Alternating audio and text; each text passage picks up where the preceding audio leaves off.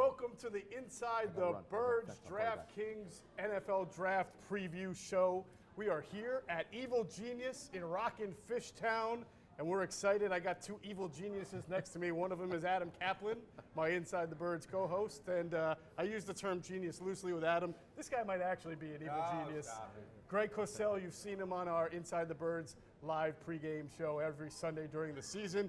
Good to have you here, fellas. Thank you. We are going to spend the next 2 hours breaking down the NFL draft. I mean, it's been weeks and months and months of maneuvering, of breaking down tape, of listening to all the trade innuendos, and we're finally here at the moment. Tonight, in about 2.5 hours, the 2021 NFL Draft will kick off. So we'll be here at Evil Genius for the next 2 hours, and we'll break down some of the top prospects in the draft. We'll talk about what the Eagles might do. I mean, look at this guy. He's already working the phones. He's probably going to be doing that all show.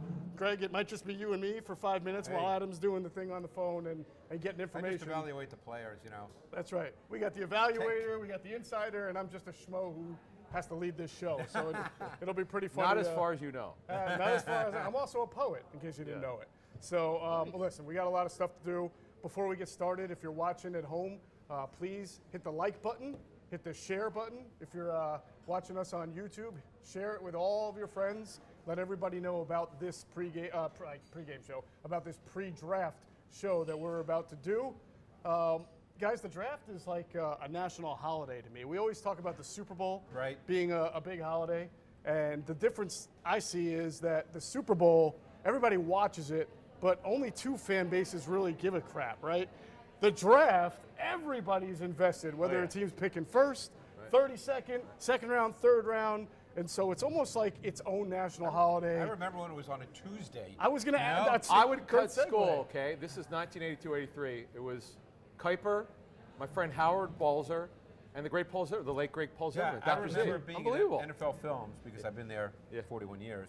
I remember back when it was first started on TV, it was like a Tuesday morning, and maybe 10 of us would go into a TV room, and someone would bring bagels and cream cheese, and the draft was on a It was not even during the day or night? Was it during the day? Day. It would start at 8 a.m. in the morning. Oh my God! And you know, it was really only for people that were I mean, obviously we're fanatics in NFL Films, but it was really only for people that were fanatics. So you've been working at NFL Films for 41 years? I just finished my 41st season. How did you get a job at 5 years old? That doesn't.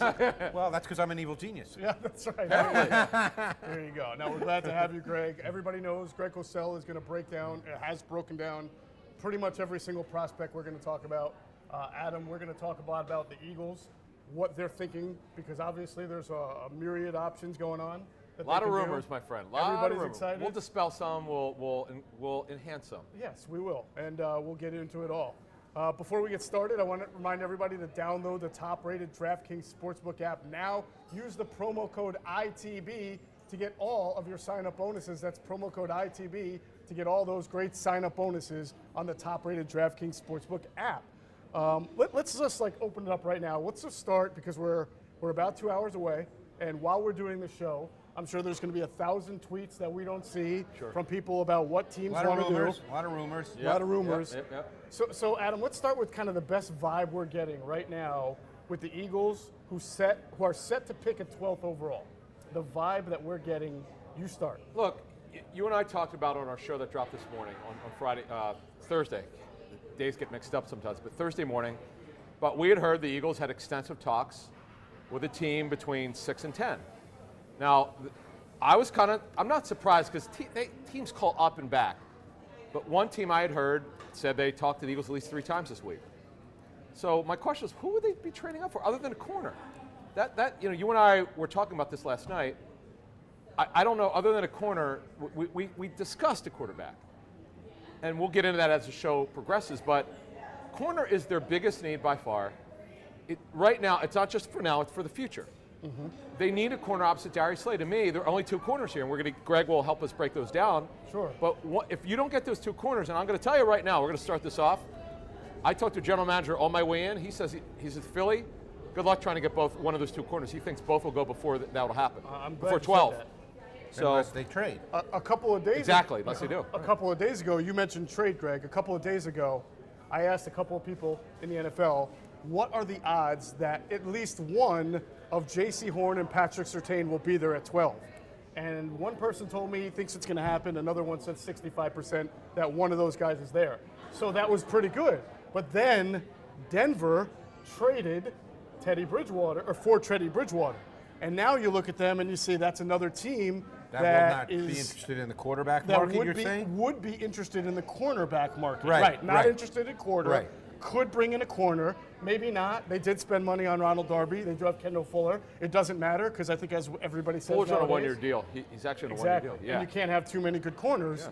So they are a team now that becomes possible to take a corner. And I'll tell you, Denver is a team, if you look at the roster, you go, why are they not very good? Well, the quarterback's an issue. Vic Fangio's defense has done a good job. They're loaded at receiver and tight end. Their offensive line has been improved. You get a third or fourth corner. I know, Greg, you like Ojemudia, the kid who was a rookie last year. The kid from Iowa. Yeah. I like him. Again, I don't know how they see him. Right. I think the tape was pretty good. Okay. I think he was a third-round pick, so he wasn't a high first-round pick. But he's got length. He's got movement. I think in Vic Fangio's system, you can line up and play with that kid as one of your corners. But if Fields goes, if the top quarterbacks go, Jeff, if you're Denver, there's no edge rusher there. There's not a stand-up outside linebacker for their scheme that I think would be there. So you got to start talking about a corner possibly at number 9 for Denver. Yeah. Now, this might be a stranger draft than you've seen in the past. Obviously, medical information has been scant for a lot of teams. Yes. Character, because you're not really up close and personal with these guys. So ordinarily, Adam, we would say, and Greg, you know this too, that when the Eagles make a move up in the first round, they have positional value. We're talking about defensive line, like a pass rusher, offensive line, or maybe even a quarterback. But this might be the year, as you were saying, Adam, because you've reported that they've had these conversations with the team ahead of them, where you're willing to give up a little more capital to move up to take a cornerback, where ordinarily that's not what something the Eagles would do. And the bottom line is, and teams can say what they want, but when you have a glaring need, you have to do more. Absolutely. Because right now, they do not have someone to line up opposite Darius Slay. Exactly. And the track record of the draft, the last 4 years, the two positions in which the most players have been drafted far and away have been wide receiver and corner, because you can never have enough corners in this league. Right. And right now, the Eagles have one. One corner. Now, you could make the argument that Avonte Maddox could be a nice slot, but the point is they don't have an outside corner. Correct. Right. Opposite Slay. And Right. you really can't play without two corners. Wouldn't you argue, though, Greg, that you need not only 2, you need 3 or 4 outside corners? Yes. For depth and competition and injuries. Let's go one step at a time. But I'm just saying, no, but what I'm saying is you can't have enough corners. No, I you agree can't with have that. enough corners. Yeah. Right. But so let's go one step at a time. Okay. Needing another outside corner, opposite Slay. Yeah, I spoke to one league executive today, and I asked him about all the rumors that you're hearing of teams moving up, and he said to me, he got the sense that they're all moving up or calling about moving up for the same position, and that's cornerback. Corner, really? Well, and because Farley is going to be, he's going to drop, not due to ability, because he'd be right there with Surtain and Horn, but there's major concerns. I know Adams probably talked to people. Yep. I happen to be involved with something where there's a doctor who deals with these issues, and which I believe you're involved in the same thing. Yes. So, you know, the consensus seems to be that there will be another surgery. Now, it might not be for 4 years. It might be in a year. But the point is it's clearly going to be a concern. Yeah, he's going to have a very low medical grade. Yeah. We're talking about Caleb Farley here. But Greg, let me talk about Farley for a second since you mentioned him. Just based on the 2 years of tape, did you watch just this past the I watched 2019 tape? tape. Okay. Now, I know he's limited at corner. He hasn't played a long time, but coaches I've talked to are blown away. What did that tape look like to you? Well, the reason they're blown away, and it's really interesting how guys who essentially have the same height and weight are built differently. That's just human nature. Yeah. He's basically has the same height and weight as Surtain, but he's built totally differently. Surtain looks long and lean. Farley is powerfully built, and he's an explosive mover. So Farley right now, because he has not played a lot of corner, he was a quarterback in high school and has only played corner for a couple of years. Right now he's better in press man, because press man is pretty much you got him. Now there's still technique involved, obviously, but playing zone requires a lot more learning. because you have to understand receiver splits. You have to understand what routes come from different receiver splits and different formations. You have to understand when you carry a receiver, when you pass him on to a teammate. There's more communication involved. That takes more time to learn and master. But if you're just talking about an explosive moving athlete, he's the most explosive moving of the three. Interesting. It's too bad he's got because he's got at least one ACL that we know about. Okay, right. Which we're talking about Farley here. He's got 2 back surgeries that we know about.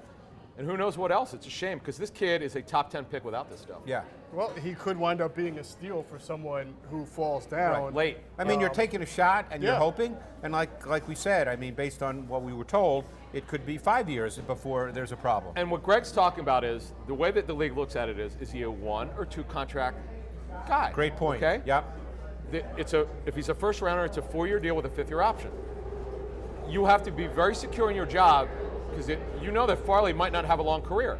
J.J., okay? J.J. had a major knee issue in college at Boise. Which is why he was a 5th-round pick. Correct. He would have been a 2nd or 3rd round pick. Right. Now, you're safe taking him in the 5th round, but Caleb Farley is not getting past the 2nd round. But you have to feel secure in your job that your 1st or 2nd round pick, if he doesn't play, you got a problem. So you got to know what you're getting into. Well, you think about the ghost of Sidney Jones, and you wonder if the Eagles would be you wonder if he's even on their board because they wouldn't want to be haunted by having that same. And you know, it's easy right situation. now to say Sidney Jones came in and was a bust. That's easy because we have access to the Right. result. Right. But when you watched his college tape, okay, which obviously I did, he was right there in the minds of many, including myself, with Marshawn Lattimore, because he came out the same year. Right. Now, Lattimore was a little bigger guy, so people liked Lattimore more just because of the body type. But just as far as the skill set and traits, Sidney Jones was right there. Right. And maybe he will resurrect his career. He Right. had a decent He actually year just last year. Sidney just re-signed with him. You know what? He was did hurt a okay in lot. Jacksonville, by the way. He did okay. Because I ended up seeing, believe it or not, their defense quite a bit this year on tape, and he had some good games. I'm sorry. By the way, was there a reason why you saw them a lot? Was this for the opponent? Yeah, it just turned out that way. Okay, all right. Yeah. Interesting. Okay. That's got to be a rough few hours right there. All right, well, we're going to talk more about Patrick Surtain. We're going to get into, obviously, J.C. Horn, the cornerback picture there, who might be available at 12. We will get into some of the other prospects. We're going to cover this thing. We'll get into some day 2 action, day 3 action before this show is done. We got 2 hours here, so we're going to cover a lot. Stick with us. I promise you we're going to probably get through everybody. But I want to start the show, guys, kind of talking about the Any Given Thursday effect here, because if there's one thing that I keep hearing is that this draft might be a little different than you've seen in the years past for some of the reasons that we've already spoke about. I think once you get past maybe the top 15, I don't know what you think, Adam, I think you're going to see some surprises both in terms of players who aren't picked and players who are picked. Really? Give me a guy. I mean, do you have a guy in mind? Why do you feel that way? Yeah. Why do you feel that way? Because I think that, I'll give you an example. Okay. Christian Barmore. Yeah. Christian Barmore is a high traits tackle from Alabama. He's a Philly kid, actually. When I was done watching his tape, he kind of reminded me of Chris Jones coming out of Mississippi State. Now, Chris Jones, remember, was a 2nd-round pick because people had issues with him on tape. Effort. Right. But Barmore is kind of similar. There's a lot of reports. I don't do this. Adam does more of this. I'm just saying what I hear. You know, that doesn't impact my evaluation on tape. Just tape, right. But I hear that he's not a great kid as far as being coachable, that kind of stuff. Now, you know, again, who knows? But the point is if that is true, if teams feel that way, you're taking a kid who, traits-wise, because he's a multiple front kind of player, he can play a lot of positions along your front effectively, and he's a big kid with length. I think he's a top 20 pick based on traits and tape. It's very possible he would not be a top 20 pick. Is he a 3 technique? He can be, but he can be more than that. Okay, gotcha. You know, he lined up Alabama because they're basically a pro defense. They play a lot of multiple fronts, just like Bill Belichick plays a lot of multiple fronts. Nick Saban, who kind of has the Belichick background, he plays a lot of multiple front looks, and Barmore lined up all across the defensive line, and he's a really good prospect based on tape. Now, conversely, to your point, there's a prospect we've all spoken about, you on our show, on the Inside the Birds with Greg Cosell show. I'm sorry, Inside the Draft with Greg Cosell. A defensive end from Houston named Peyton Turner. Oh, yeah. not too long ago, there was a report from ESPN that this guy might creep into the first round, and I don't think we were all discussing him that way. But to your point, Greg, good character, fundamentals, 3-year starter, and that folds into the conversation because the one thing that we keep hearing from NFL people is that this year, when you didn't have one-on-one interaction, all you could do was Zoom with guys. You couldn't bring them into your building. You don't have medical information. As we're talking now, teams are trying to get. I was going to say they're getting it late. You have limited medical information, and they're getting it late. So the safe guy seems to be the guy who might get propelled up the board. Yes, because ultimately, even if Peyton Turner, and I liked his tape, and he's kind of old school because he's big, and boy, does he look big on tape. He's kind of an old school 4-3 DN, and we know that the Eagles under the new coordinator, Jonathan Gannon, are going to be the Minnesota-style defense, which is 4-3 based. So he fits that system really well. So to your point, Jeff, even if you don't think this guy's going to be a star, like a great player, but if you know you can line him up every week, dependability, durability, and be a solid player, you might hit that guy instead of someone who you just don't feel you're uncertain based on the fact that you couldn't do as much investigative research as in years past. Absolutely. So let's talk then about the medicals, Adam, because you tend to have that. Is there anybody who we commonly talk about at the 12 range for the Eagles, whether it's Waddle, Smith, Slater, anybody who's medical? Waddle, I was told, will be fine by July or August. It's not an issue. He did have a fracture and dislocation of his ankle. Right. It was not as bad as Dak Prescott's. He's going to be fine. Okay, so that's not an issue. Not that Eagles would consider Micah Parsons, but that's a character issue. It's a very complex situation. There's a lot of good about him. He's a great example. I'm sorry to interrupt. He is a supreme talent. Yeah, he is. You've got to. Jeff brought this up, and it was a great point on our show, because this is why we're talking about, because you brought this up. You go, you're hearing the teams are going to take less and less chances because there's just less and less information. You don't have access to the players that you normally would have. Right. Parsons is a kid that is so gifted, and Greg's talking about him. He is going to be most likely a stand-up linebacker or an inside linebacker in a 34. He's not a 43 DN. I think we actually asked you that. No, Greg. but he came out of high school as a DN and was recruited by major Division I schools as a DN pass rusher. So that means that when you go to your sub defenses, 5 DBs or 6 DBs, he can be on the field and be used as a pass rusher from multiple locations. So he can stay on the field in all your sub defenses. That's huge. And that's absolutely critical. And that's what makes him a top 10 pick on projection. The problem is you've got to get through the character. It's all out there. There are no secrets with this thing. It's comfortability with this player. Right. And I remember talking to the Raiders last year when they drafted Damon Arnett. They sat Damon Arnett down. This was at the Combine, because remember, after the Combine, everything was shut down. He didn't even get, they didn't even get 2 words out. He said, hey, I know you're going to ask me about this. He went through everything that they knew about him. And they drafted him because they felt comfortable with it. But again, you're not getting these guys. You're not getting that, of you. yes. So it's going to be tough. So let's talk about this and how it might impact the Eagles. Not just the medicals, but the unknown of the first 10 or 11 picks in the draft. We probably know the first 3, but once you start to get to 7, 8, 9, 10, and there may be moves and trades and you have no idea, you have to be prepared for every scenario.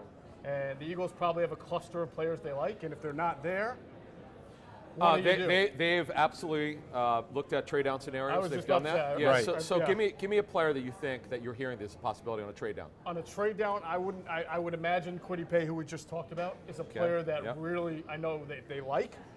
You just never know where he's going to go because, as Greg mentioned, he has great versatility. I think the more important thing is what I do know is that there have been discussions with the Eagles about the value of more picks next year. Now, I know fans are like, oh, how many more picks do you want next year? Well, right now, assuming Carson Wentz plays 75% of the snaps, they have 3 first-round picks next year. That's correct. And remember, next year, there's an assumption, at least among the NFL community, that it ain't going to be just like this year where you got no combine, very little interaction. There's an assumption that next year, it's going to be a better process to be able to find out more. Well, and the other thing, too, is, and fans don't want to hear this, because every year they want their team to compete for a Super Bowl. As fans should think. That's why they're fans. But I think the Eagles believe, assuming Jalen Hurts is the starter, and there's nothing to lead us to believe that won't happen right now, although we'll wait and see. Let's get through the first round. Let's get through the first round. But I think they would probably believe that Jalen Hurts is not quite ready to be a star quarterback in the league, and that this year is not going to be a 14-2 season. Look, but you never know. No, but I'll say this about Hurts. I saw enough, and we could talk all we want about the accuracy. I get it. You're the best person to talk about that, Greg. But that Cardinal game was so impressive. They got down, what was it, 20-0. They took a safety on the first series. Right away, yeah. Okay, and he brought them back. And to me, on the road, I understand this is pandemic, so you're not playing in front of a lot of fans or fans at all. That was very impressive to me. What did you think of that Cardinal game with him? Do you remember? No, yeah. I mean, I don't remember every detail, right. but see, it's interesting in this sense, which raises kind of a whole question about quarterbacks and quarterback play in the league as we go forward. But when you get down like that, the nature of the game changes, and sort of improvisational plays seem to take on a greater importance. And he's certainly that guy. That's not the way the position is coached. Obviously, coaches don't roll the ball out and say, let's run around. But when the game gets like that, it almost seems as if you're behind. Now, obviously, if Tom Brady's behind, he's not going to do that. But I'm talking about quarterbacks who are capable of that. The game seems to take on a little bit of a schoolyard element. I was going to say a little street. I get it. A little street, and certainly Jalen Hurts can function doing those kinds of things. He made some really good throws as well, but that schoolyard element becomes a factor. Because don't forget, defenses also play differently. They back off a little bit. They don't blitz as much. They give you a little more space. So all of a sudden, if the quarterback takes off, he's probably got 10 yards right away, and then if he makes the guy miss, all of a sudden he's got an explosive 20-yard gain, which doesn't seem like a lot, but it is. Yeah, Coaches. I think I had a coach tell me any run over 4 yards is an explosive run. That's what they call them. So you don't take that any day of the week. All right, we are here at Evil Genius in Fishtown, previewing the NFL draft. We have a lot to discuss. I want to get into the kind of the craziness element that we're talking about, Adam. The craziness might begin at 3 because no one seems to know what's going on with the 49ers, and all of a sudden the Aaron Rodgers disgruntled situation. Well, you might want to explain that for people who haven't heard. Of course. So it's come out in the last, I guess, hour and a half or so that Aaron Rodgers is very, very disgruntled and will never not play again for the Green Bay Packers. Whether that's true remains to be seen, but there was also a report that the 49ers called the Packers before they traded up to 3. It's right? true. Yeah. All right. Definitely so Adam true. says it's true. He knows it's true. Yeah. So and they were shut down. Is there a chance that Aaron Rodgers is a 49er tonight? Two things. Okay. All right. One I definitely can talk about. The other one I was on film with someone. That's when I wanted to get permission. I need to get the story correct before I put it out there, but I'm going to tell you this one. Remember when Rodgers talked after the season? He had some cryptic comments, very strange comments about whether he'd be back with the team next year. And I asked someone pretty high up in the Packers, said, hey, would you trade this guy? He goes, are you trying to get us fired? I said, I just asked a question. He goes, right. Get out of here. What are you, crazy? Did you see the way he played last season? I said, okay, that's it. And this guy would know whether they'd put him on trade block. You don't. It's one thing, and Greg could attest this because he watches the tape. It's one thing if you graded Rodgers on a 10-point scale, he dropped down to 6.5. Then you would consider it. When he's playing at a 9 or 10 level, how could you consider it? Really high level this year. Yeah. I thought Rodgers played so well this year. I mean, he's not hurt. He doesn't have any lingering injuries. Rodgers is going to play 5 more years. He was so based on your coaching tape study, was that one of the best years he had? Yes. No wonder you can't trade him. If you could guarantee, though, 5 years of a good Aaron Rodgers, I would give up the 3rd overall pick in the draft for it. I mean, I know that's not for us to decide. I would give up the 3rd overall pick for the next 5 years. Yeah, it's exactly. Aaron Rodgers. And Jeff, here's the thing. Greg was talking about it. Brady will turn 45. I remember Rich Gannon telling me if he didn't have his neck injury, he would have played until his 40s. Right. Kurt Warner, Greg, was late 30s, correct? Yeah. Okay, these guys could play incredibly high-level football, and I know he's had some injuries, but he's been healthy lately. Rodgers? I talked to a coach who coached Aaron Rodgers, who said that Aaron Rodgers is the smartest quarterback that he's ever seen, that he would see things, and he told me a great story. He came to the sideline once after a play, and then they sat down and went over the stuff, and Rodgers literally told the coach what 7 players on the field were doing, and the coach was thinking, there's no way he could possibly know about 7 players. That's and awesome. Then the next day in the film room, He was right on all 7 players. That's awesome. Wow. Imagine just having that much. I know everybody can study, but not everybody can. Okay, I watched film with you and Jaws over the years. You guys marveled at Peyton Manning. Did you ever hear a story like that with Peyton Manning? And you knew Tom I haven't Moore heard, from a coach that specific story. But was Peyton Manning that good of a processor? Yes. Was he the best processor you ever seen? I mean, Brady, I would say probably. Yeah, right up I mean, there. Manning was really, really good, really good. I mean, you're dealing at the highest level of processing. But Rodgers he was phenomenal this year. I thought he played within the structure of that offense at such a high level. And by the way, the Niner offense, if that's where he goes, it's the same offense because Matt LaFleur comes from Kyle Shanahan. Yep. So right now they're not trading, but we'll look. And the Seahawks, by the way, they've now squelched the talk. They said they've straightened it all out. Guess what? They haven't played it down yet. You mean with Russell Wilson? You're talking about? Yeah. They said it yesterday, but they haven't. We're not in the next season yet, so we'll see what happens there. So, speaking of processing, when you watch me do this show with you guys, whether it's the pregame show or this, do you think what an elite processor I am because I direct traffic this way? Pretty good. Yes. Am I Aaron Rodgers like? You don't have to answer that now. He's thinking about it. He doesn't process as quickly as I do. Right? You can tell. All right. So putting the Aaron Rodgers stuff aside, I still think there's an opportunity here, Adam, to have kind of a haywire and Greg draft. I mean, even if the 49ers take one of those 3 quarterbacks, whether it's Mac Jones or Fields or Lance, we went through that all. It feels like it might go to Hoyle with 5 and 6. You never know. 7. Does the Detroit Lions feel like now they own how this draft is going to go? The Lions or the Panthers, as someone told me last night, is the epicenter for this draft. It's funny you mentioned that. The Lions, as we reported this morning on our show, they are looking to move out. They are in a rebuild. Right. Jeff, you and I were talking earlier today. If you looked at their roster, particularly on defense, personnel people will mention blue chip players. Find me a blue chip player on their defense. They don't have one. Trey Flowers is a decent player. Yeah. Okuda did not play well as a rookie. Right. Jamie Collins is an older player, but he was signed for a different scheme. Yeah. Do they still have a Sean Robinson? Not that he's an elite player, but I mean. I think he is in with the Rams. If I'm not so mistaken. he's signed elsewhere. So that's why they want to trade out. So right now, their you're defense right. needs a lot of work. Yeah, Jeff, you're absolutely right. That is the team. Now the Panthers are the epicenter for cornerback. I was just going to say that they need a corner. They are in.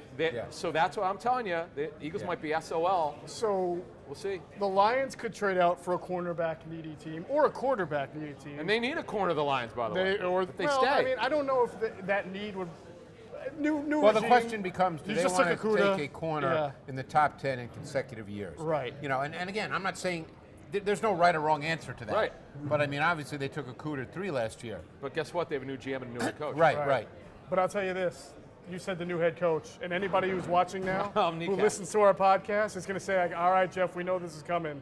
But I got a hard time really thinking that when a coach says, I want to create a culture of eating kneecaps, that he's going to take a cornerback or a small wide receiver. So what do you want, a hard-hitting linebacker? What do you want? I think he's going to take a lineman or a pass rush or trade down and get a bunch of guys. Or a hard-hitting safety or something like that. Yeah, like I just don't see Devontae Smith going there when you want to eat people's they're and again, let's talk about this for a second. The Eagles are also in need for a receiver. Right. The Lions, here are their starting receivers right now under contract.